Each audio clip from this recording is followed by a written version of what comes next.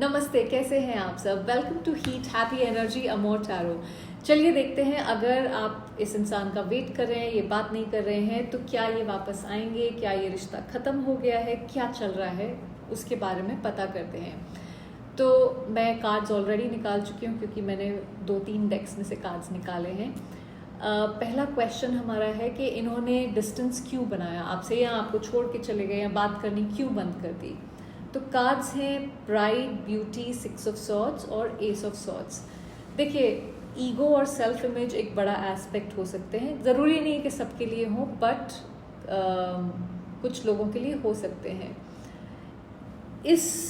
ये इतने ज़्यादा बड़े हो गए कि इमोशंस थोड़ा सा पीछे रह गए। यहाँ पे आपको एडमायर करते हैं, आपकी वैल्यू करते हैं, आप इनकी नज़रों में एक बहुत ही ब्यूटीफुल इंसान हो, चार्मिंग इंसान हो।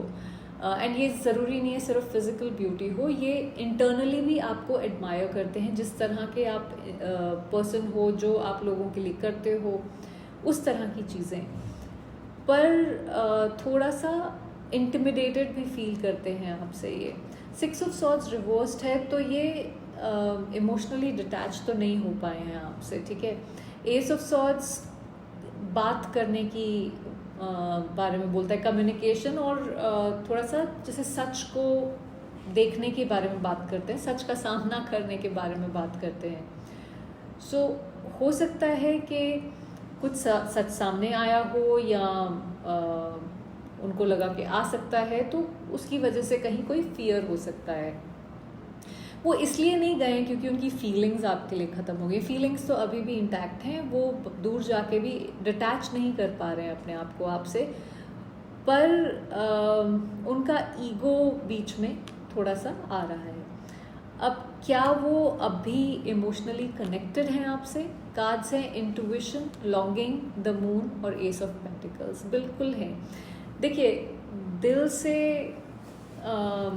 फीलिंग्स कहीं भी नहीं गई हैं। यहाँ पे लॉन्गिंग की जो एनर्जी है वो आपको याद करते हैं। ये है जब आप किसी को मिस कर रहे हैं, आप उसको मिलना चाहते हैं, एक क्रेविंग सी हो रही है इस इंसान के लिए, आप हर समय उसके बारे में सोच रहे हैं।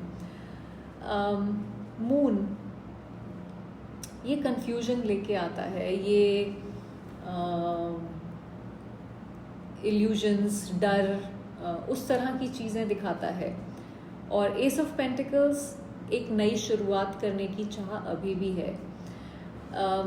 उनकी इंट्यूशन उनको बोल भी रही है, उनका ज्ञान चक्षु खुल रहे हैं, उनको बताया जा रहा है कहीं ना कहीं से, यूनिवर्स या कोई उनको बता रहा है कि भाई कुछ करो, यहाँ पे ऐसे बैठे नहीं रह सकते हैं। चाहते हैं आपको अभी भी, लेकिन डर, गिल्ट या इमोशनल फॉग ने कहीं ना कहीं उनको पकड़ रखा है। यहाँ पे रास्ता, जैसे आंखें धुंधली हो गई हैं इनकी। अब हमारा अगला क्वेश्चन है कि कोई इनमें बदलाव आया है क्या इस सेपरेशन, इस डिस्टेंस के बाद? बिगनिंग्स, पीस, 3 ऑफ पेंटिकल्स रिवर्स्ड है और 10 ऑफ वॉन्ड्स। ये हो सकता है इनको लगा हो कि मैं एक नई शुरुआत करूँगा या करूँगी, और मैं बहुत पीसफुल एनर्जी में, बिल्कुल जेन मोड में रहने वाला हूँ या रहने वाली हूँ, पर ऐसा हो नहीं रहा है। कोशिश बहुत है, बिकॉज 3 ऑफ पेंटिकल्स रिवर्स, वो हो सकता है कुछ ठीक से कर नहीं पा रहे हैं, कुछ प्रॉपर काम में उनके इशू आ रहा हो, या जनरली लाइफ में प्रॉब्लम्स चल रही हो। 3 ऑफ पेंटिकल्स रिवर्स ये भी दिखाता है कि कमिटमेंट से अभी भी कहीं ना कहीं डर उनके दिमाग में लगता है उन्हें। 10 ऑफ वॉन्ड्स है, जहाँ पे आप बर्डन्स कैरी कर रहे हैं, इमोशनल हो सकते हैं, मेंटल हो सकते हैं, पर आप एग्जॉस्टेड हो, हर समय कुछ बैगेज कैरी कर रहे हो। आपके बिना इनकी ज़िंदगी आसान नहीं हुई है, ओके। और थोड़ा गिल्ट भी आ गया है यहाँ पे उसके साथ साथ।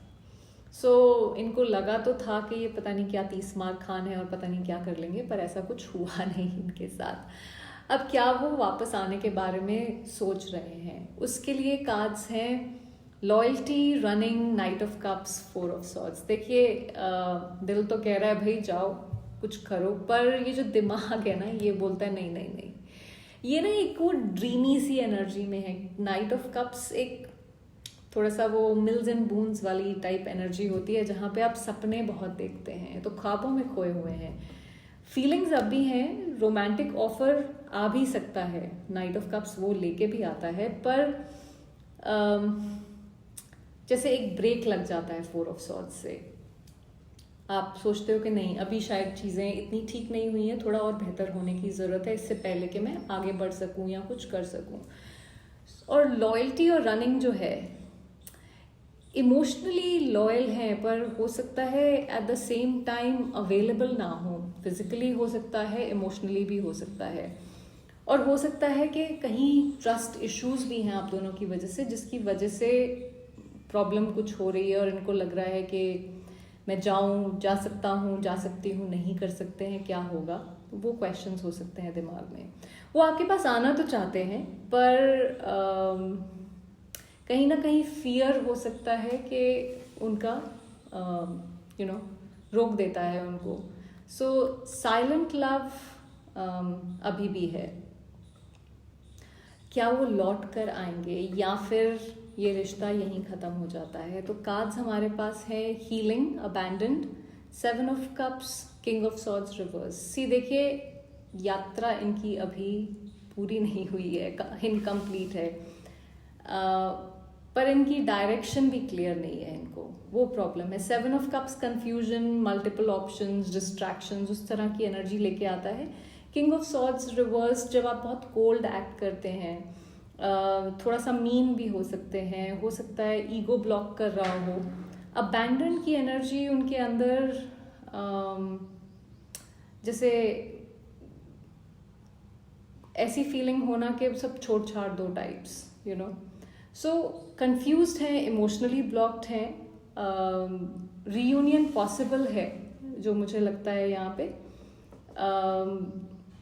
बट अदरवाइज इस समय तो ऐसा लग रहा है कि ये कार्मिक लूप बन जाएगा नहीं तो। ओवरऑल एनर्जी है कॉन्फ्लिक्ट और क्वीन ऑफ कप्स। देखिए, कॉन्फ्लिक्ट तो इनका दूसरा नाम ही है ना, सो कहीं ना कहीं इनको समझ नहीं आ रहा है कि क्या करूं। पर क्वीन ऑफ कप्स जो है वो एक बहुत ही लविंग, नर्चरिंग एनर्जी है। ये जैसे अभी भी इमोशंस हैं, प्यार है।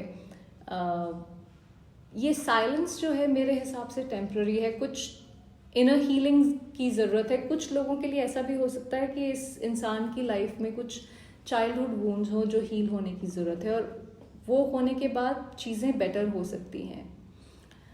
पर देखिए, अगर कोई वापस आता है तो अच्छी बात है, लेकिन अगर आप अपनी लिए अपनी लाइफ में पीस क्रिएट कर सकते हैं, वो उससे भी अच्छी बात है।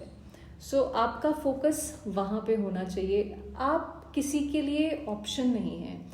आपको ये समझना चाहिए कि आप एक अल्टीमेट लव स्टोरी हैं। सो अगर वो एक इंसान उस चीज़ को नहीं समझता है, उसके लिए एफर्ट नहीं डालता है, तो ये आपकी जिम्मेदारी नहीं है अकेले इस लव स्टोरी को बनाने के लिए, ये उसकी भी इक्वली जिम्मेदारी है।